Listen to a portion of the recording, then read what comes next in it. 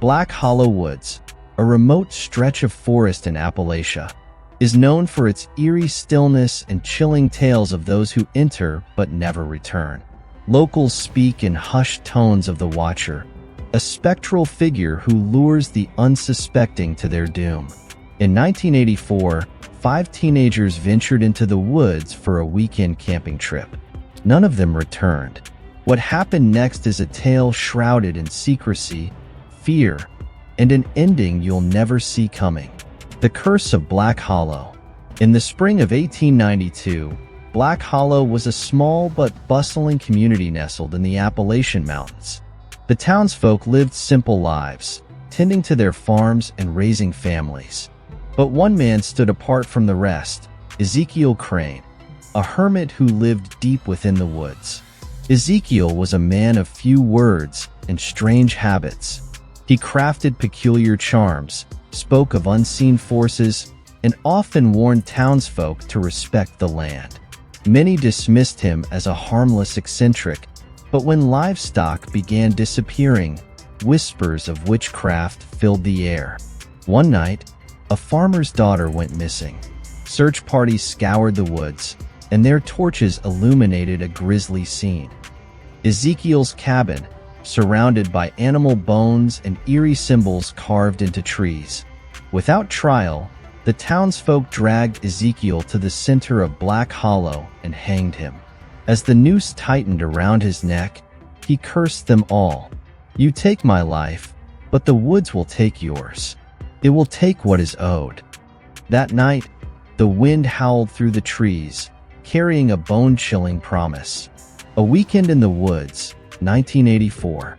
The sun dipped below the horizon as Jake Stevens pulled his truck into the clearing.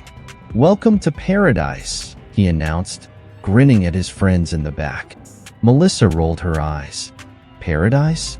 Looks more like the middle of nowhere." "That's the point," Adam said, hopping out of the truck.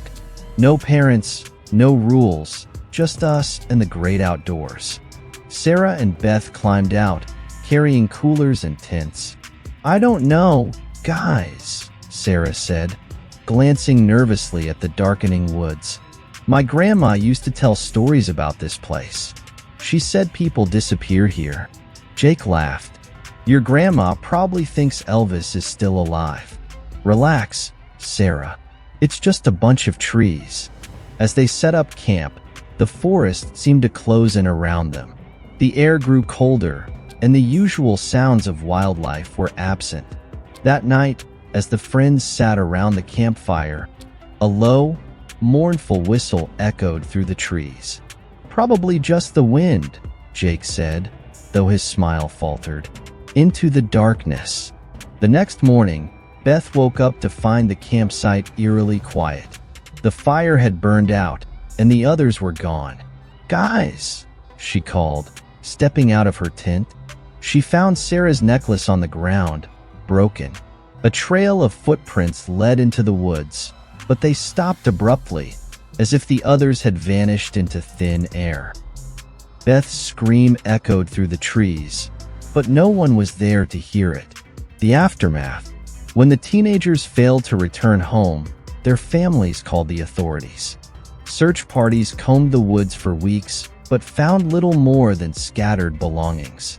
Sheriff Roy Harper, a grizzled veteran of the small-town police force, led the investigation. "This isn't right," he muttered, staring at claw marks etched deep into a tree. "What do you mean?" a deputy asked. "These marks, they're too high up for a bear. And look at the spacing. Whatever made this wasn't human." The case went cold, but whispers of the Watcher spread through Black Hollow. Claire Donovan's arrival, 1985. A year later, Claire Donovan, a paranormal investigator, arrived in Black Hollow.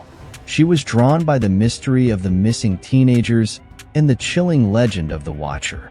"People love to talk about ghosts and curses," Claire told the local paper. "But there's always a logical explanation. I intend to find it." She began by interviewing the victims' families, who spoke of eerie phone calls and shadowy figures lingering near their homes. Tales from the locals. Claire Donovan's investigation led her to the heart of Black Hollow's folklore, the stories passed down through generations. The locals were wary of outsiders, but a few opened up after seeing Claire's genuine determination to uncover the truth. Her first stop was at the town's Lone Diner, where she met Ruth, a waitress who claimed her grandfather had survived an encounter with the Watcher. "He was just a boy when it happened," Ruth said, pouring Claire a cup of coffee. "He and his brothers were playing near the edge of the woods, daring each other to go deeper. Grandpa said he saw something. A man, but not a man. Tall, shadowy, with glowing eyes. He called out to his brothers, but they didn't believe him. Then he heard their screams." "What happened to them?" Claire asked, her pen hovering over her notepad. "They were never found," Ruth said, her voice dropping to a whisper. "Grandpa said the forest swallowed them whole." Claire pressed for more details, but Ruth clammed up. "You do well to leave this place alone, Miss Donovan. The woods don't take kindly to prying eyes." The cabin in the woods. Determined to get closer to the truth, Claire ventured into Black Hollow Woods, armed with a map and her camera equipment. She followed a trail that locals claimed led to Ezekiel Crane's old cabin, the birthplace of the curse. The woods were oppressively quiet. No birdsong, no rustling leaves. Just an eerie stillness that seemed to press against her. Claire's footsteps sounded unnaturally loud on the forest floor, and she couldn't shake the feeling that she was being watched.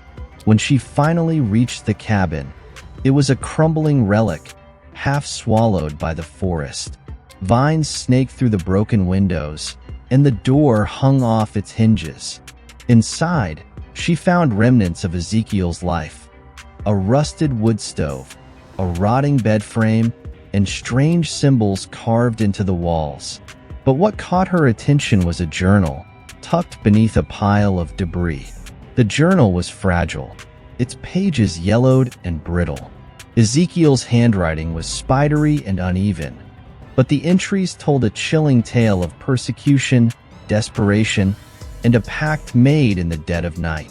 "They call me a witch, a demon, but they are the true monsters. If the forest will have me, I will give it my soul. In return, it will protect me from their hatred." The signs begin. After her discovery, Claire returned to her motel to review the footage she had captured. As she watched, her camera picked up things she hadn't seen in person. Faint, flickering lights in the distance and the unmistakable outline of a shadowy figure lingering at the edge of the frame. That night, the disturbances began. Claire woke to the sound of scratching at her motel window. When she pulled back the curtain, there was nothing there. But in the morning, she found claw marks gouged deep into the glass. She tried to rationalize the events, attributing them to her overactive imagination and exhaustion. But as the days went on, the phenomena grew more intense. Objects in her room moved on their own, and she started hearing whispers, low and guttural, speaking in a language she didn't understand. The search widens. Claire's investigation drew the attention of Sheriff Harper, who had long since given up on solving the case of the missing teenagers. "You're stirring up trouble," Harper warned her. "This town's been through enough. Leave the woods alone." But Claire refused to back down. "Those kids didn't just vanish into thin air. There's something out there, and I'm going to find it." Reluctantly, Harper agreed to share what little evidence remained. Photographs of the campsite, maps of the search grid, and a few personal items recovered from the woods. Among them was a diary belonging to Sarah, one of the missing teenagers. Sarah's final entry sent chills down Claire's spine. "There's something out here with us. Jake thinks it's just an animal, but I've seen it. It's watching us. It knows we're afraid." Into the depths. Determined to uncover the truth, Claire organized a small expedition into Black Hollow Woods. She recruited a local guide, Travis, who knew the forest better than anyone. The deeper they ventured, the stranger the woods became. Trees twisted into unnatural shapes, and the air grew colder, heavier. They found signs of the teenager's presence: a torn backpack, a shattered flashlight, but no bodies. Then, they stumbled upon something horrifying. A circle of stones, blackened as if by fire, with bones scattered inside. The bones were human. "This isn't right," Travis muttered, his voice shaking. "We need to leave." But before they could turn back, the forest came alive. Shadows moved between the trees, and a low, guttural growl echoed through the air. The Watcher revealed. The Watcher appeared as they tried to escape, a towering, shadowy figure with glowing eyes and long, claw-like fingers. It moved with inhuman speed, blocking their path at every turn. Claire raised her camera, determined to document the creature, but the Watcher lunged at her, its claws swiping through the air. She barely dodged in time, tripping over a tree root and falling hard to the ground. Travis grabbed her arm, pulling her to her feet. "Run!" he shouted. They sprinted through the woods, the Watcher close behind. Its guttural growls grew louder, more guttural, as if it were savoring their fear. A narrow escape. Claire and Travis ran through the woods, their breath coming in ragged gasps. The Watcher's glowing eyes burned in the darkness behind them, and its guttural growls seemed to echo from every direction. "This way," Travis shouted, veering sharply to the right. They crashed through dense underbrush until they reached a stream. Travis leaped across the water, but Claire hesitated. "Come on," he urged. "It won't cross running water." Claire didn't have time to question him. She jumped, landing awkwardly on the opposite bank. The Watcher stopped at the edge of the stream, its glowing eyes narrowing. It let out a low, menacing growl but didn't follow. As the creature melted back into the shadows, Claire and Travis collapsed to the ground, their lungs burning. What is that thing?" Claire managed to gasp. Travis shook his head. "I don't know, but I do know one thing. This forest doesn't belong to us." The warning. Back at her motel, Claire began piecing together everything she had learned. The Watcher wasn't just a ghost or a figment of folklore. It was something real, something ancient.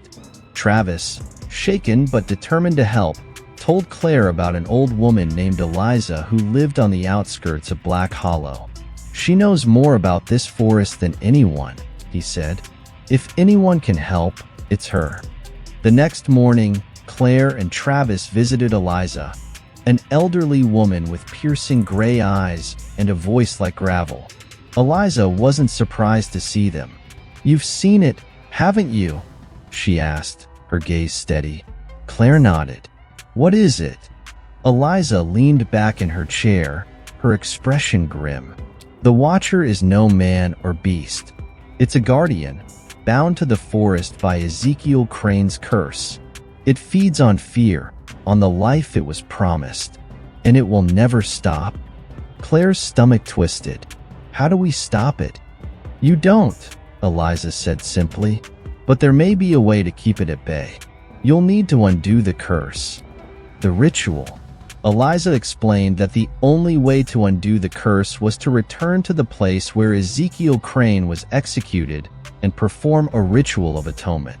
"You'll need an offering," Eliza said, "something that symbolizes the guilt of those who wronged him."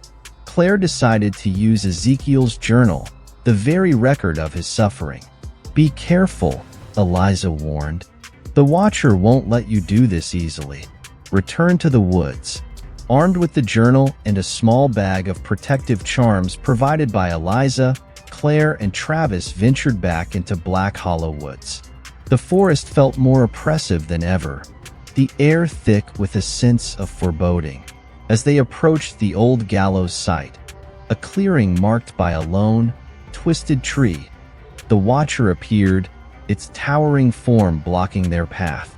"Stay back," Claire shouted, holding up one of Eliza's charms. The watcher hesitated, its glowing eyes narrowing, but it didn't retreat. Claire and Travis pushed forward, the creature stalking them at a distance. The confrontation. At the gallows site, Claire set up the ritual as Eliza had instructed. She placed Ezekiel's journal on the ground and surrounded it with a circle of salt. "I invoke the spirit of Ezekiel Crane," she began, her voice trembling. "We come to right the wrongs of the past and end this curse." The wind howled, and the ground seemed to tremble. The watcher let out a deafening roar and charged toward them, but it couldn't cross the circle of salt. Claire continued the ritual, reading from the journal. As she spoke Ezekiel's final words, a blinding light enveloped the clearing. The watcher let out a piercing scream, its form dissolving into shadows. Chapter 16. A Pyrrhic Victory. When the light faded, the forest was still. Claire and Travis stared at the spot where the watcher had stood, now empty. "Is it over?" Travis asked. Claire shook her head. "I don't think so. Curses like this don't just disappear. But maybe we've weakened it." As they left the forest, Claire couldn't shake the feeling that they were still being watched. The aftermath. Claire published her findings in a book that gained national attention, but she didn't return to Black Hollow. Travis moved out of the town, unable to live with the memories of what they had encountered. Locals reported fewer disappearances, but the legend of the Watcher persisted. Present day. Years later, a group of hikers entered Black Hollow Woods. They found no signs of the Watcher, only an old journal, abandoned at the base of a twisted tree. But as they turned to leave, a low, guttural growl echoed through the forest. The vanishing of Black Hollow Woods is a chilling reminder that some places are not meant to be disturbed. Whether you believe in curses or not, one thing is certain: Black Hollow will always demand its due. This is Values of the Past, where we uncover the mysteries that time refuses to bury. Thank you for watching this episode from the Lures of the Past. If you enjoyed this journey into mystery and intrigue, don't forget to like, share, and subscribe to our channel. Make sure to turn on the notification bell so you'll be the first to know when our next tale from the past goes live.